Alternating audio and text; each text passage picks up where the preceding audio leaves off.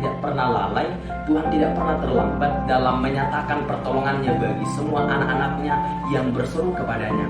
Shalom Bapak Ibu Saudara yang kekasih dalam nama Tuhan. Pada saat ini saya mau berbagi satu kebenaran firman Tuhan bagi kita yang terambil dalam kitab Matius pasal 14 ayat yang ke-24 sampai yang ke-31. Perahu murid-muridnya sudah beberapa mil jauhnya dari pantai dan diombang-ambingkan gelombang karena angin sakal. Kira-kira jam 3 malam datanglah Yesus kepada mereka berjalan di atas air. Ketika murid-muridnya melihat dia berjalan di atas air, mereka terkejut dan berseru, "Itu hantu!" Lalu berteriak-teriak karena takut. Tetapi segera Yesus berkata kepada mereka, "Tenanglah, aku ini, jangan takut." Lalu Petrus berseru dan menjawab dia, "Tuhan, apabila engkau itu, suruhlah aku datang kepadamu berjalan di atas air." Kata Yesus, "Datanglah." Maka Petrus turun dari perahu dan berjalan di atas air mendapatkan Yesus.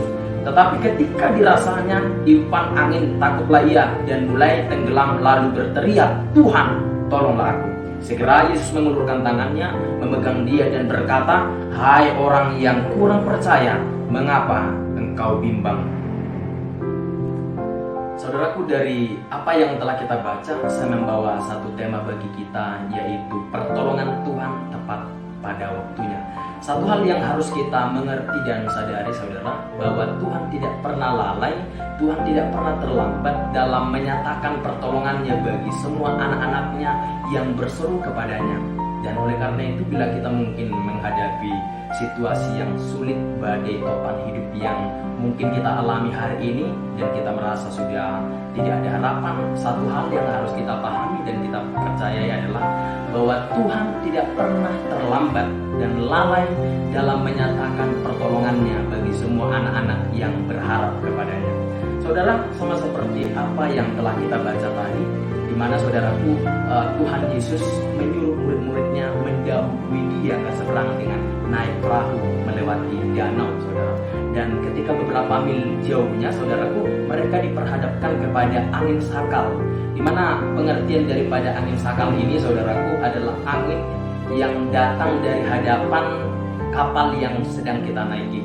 Dan pastinya mereka takut, pastinya mereka cemas akan nyawa mereka pada saat itu. Dan di sini kita melihat, saudaraku, tepat jam 3 malam Tuhan Yesus datang berjalan di atas air dengan satu tujuan, menyelamatkan mereka tepat pada waktunya. Artinya mereka belum hanyut, mereka belum terhempas keluar, tetapi Tuhan sudah datang. Dalam arti Tuhan Yesus tidak pernah lalai dalam menyatakan pertolongannya kepada murid-muridnya. Dan yang kemudian saya lihat juga di sini, saudara, ketika Petrus melihat Yesus berjalan di atas air dan dia berkata, "Tuhan, apabila engkau itu, suruhlah aku datang ke sana." Lalu Yesus berkata, "Marilah, datanglah." Dan Petrus berjalan di atas air, tetapi karena dia takut, saudara, dia mulai tenggelam. Dan tahu saudara, apa yang dilakukan oleh Yesus? Sebelum dia hanyut, Tuhan mengulurkan tangannya dan mengangkat itu Petrus. Artinya begini, saudaraku yang kekasih dalam nama Tuhan Yesus, bahwa Tuhan tidak pernah terlambat dalam menyatakan pertolongannya bagi semua orang yang berseru kepadanya. Ketika Petrus berkata, "Tuhan, tolonglah aku," maka di sana Tuhan menolong dia. Nah, demikian juga saudaraku, apa yang mungkin kita alami hari ini. Saya mau katakan, Tuhan tidak pernah lalai, Tuhan tidak pernah terlambat dalam mengangkat kita, dalam menolong kita, dalam memulihkan keadaan kita masing-masing. Yang penting adalah bagaimana kita tetap berharap dan menanti-nantikan janji Tuhan atas hidup kita. Dan saudaraku, ada beberapa hal di sini yang saya lihat, bagaimana kita mengalami pertolongan Tuhan tepat pada waktunya. Yang pertama, saudaraku, memiliki pengenalan yang benar akan Tuhan yang kamu sembah. Di ayat yang ke-25 sampai yang ke-26, kira-kira jam 3 malam datanglah Yesus kepada mereka berjalan di atas air. Ketika murid-muridnya melihat dia berjalan di atas air, mereka terkejut dan berseru, "Itu hantu!" Lalu berteriak-teriak karena takut. Yang menjadi pertanyaan di benak saya, saudara, mengapa murid-murid berteriak dan mengatakan bahwa Yesus itu hantu? Jawabannya simpel, karena memang mereka tidak punya pengenalan yang benar akan Tuhan Yesus yang mereka ikuti selama ini. Bukankah saudara, mereka telah melihat mukjizat demi mukjizat, yang lumpuh berjalan, yang buta melihat, yang bisu bisa berbicara, yang tuli bisa mendengar, dan bahkan saudaraku, sore hari sebelum peristiwa ini terjadi, mereka telah melihat bagaimana Tuhan Yesus memberi makan 5.000 laki-laki, pun termasuk anak-anak dan perempuan, hanya dengan 5 roti dan 2 ikan. Saudara, belum berselang beberapa hari, masih dalam waktu yang berdekatan, mereka mengalami situasi di mana mereka diterpa oleh badai topan. Saudara, mereka sudah tidak mengenal siapa Yesus. Dan mengapa mereka berkata Yesus itu hantu? Karena mereka berpikir yang mampu berjalan di atas air dengan kondisi seperti itu hanyalah hantu. Dan mereka sedang tidak berpikir bahwa Yesus yang Maha Kuasa, yang mampu melakukan segala sesuatu, mampu melakukan melebihi daripada apa yang mereka pikirkan. Jadi di sini saya menyimpulkan bahwa ternyata pengikutan mereka akan Tuhan Yesus hanya sekedar tahu, tetapi bukan mengenal siapa Dia. Nah, saudaraku, kita juga mungkin cenderung mengalami hal yang sama ketika kita diperhadapkan kepada situasi yang sulit hari ini. Kita cenderung melupakan kebaikan Tuhan, pertolongan Tuhan, mukjizat demi mukjizat yang Tuhan nyatakan dalam kehidupan kita di masa lampau.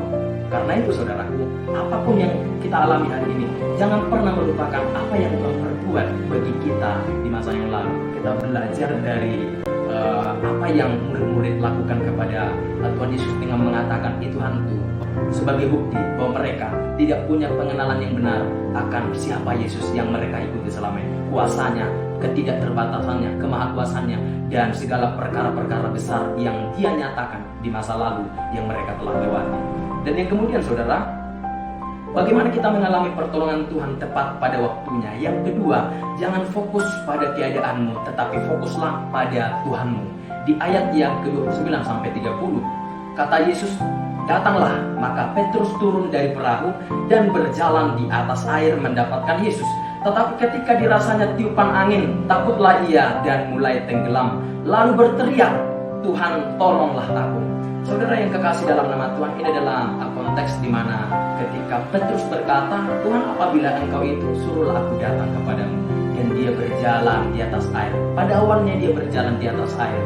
Lalu saudara, ketika dia mulai fokus akan keadaan di sekelilingnya, dia mulai merasa tiupan angin. Ketika dia mulai melihat bahwa dia berjalan di atas air yang begitu dalam, dan mungkin saja ketika dia melihat keadaan yang di sekelilingnya begitu gelap, lalu mulailah dia tenggelam. Kenapa dia mulai tenggelam? Jawabannya adalah ketika dia mulai beralih fokus daripada Tuhan yang ada di hadapannya dengan keadaan yang ada di sekelilingnya. Saudara, kalau kita juga mungkin fokus kepada keadaan di sekeliling kita, maka itu akan membuat kita beralih fokus daripada Tuhan yang kita imani, daripada Tuhan yang telah kita nanti-nantikan. Maka dari itu, apapun yang saat ini sedang kita jalani, jangan pernah beralih fokus daripada Tuhan yang ada di hadapan kita dengan keadaan yang ada di sekeliling kita. Saya memahami saudaraku, ketika kita fokus pada keadaan, maka itu akan membuat iman kita runtuh. Ketika kita fokus kepada keadaan, maka kepercayaan kita itu akan runtuh. Ketika kita fokus kepada keadaan, maka rasa takut, rasa khawatir, dan tidak ada semangat hidup, tidak ada gairah untuk menjalani hidup akan semakin mendominasi dalam jiwa kita. Tetapi ketika kita mulai fokus kepada Tuhan, maka iman, pengharapan, sukacita, dan semangat hidup akan mendominasi dalam kehidupan kita. Kita melihat di sini saudara, ketika Petrus beralih fokus daripada Tuhan yang ada di hadapannya, pada awalnya dia mampu berjalan di atas air. Kenapa? Dia memandang kepada Tuhan. Tetapi ketika dia melihat keadaan di sekelilingnya, maka mulailah dia takut dan mulai tenggelam. Kenapa ia takut?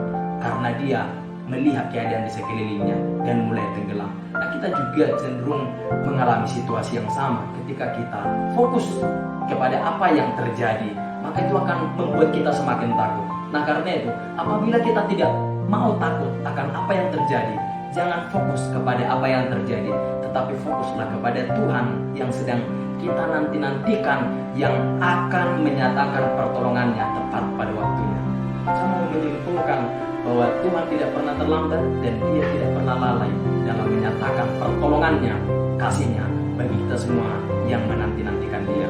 Kiranya firman ini di antara dengan singkat ini boleh memberkati kita masing-masing.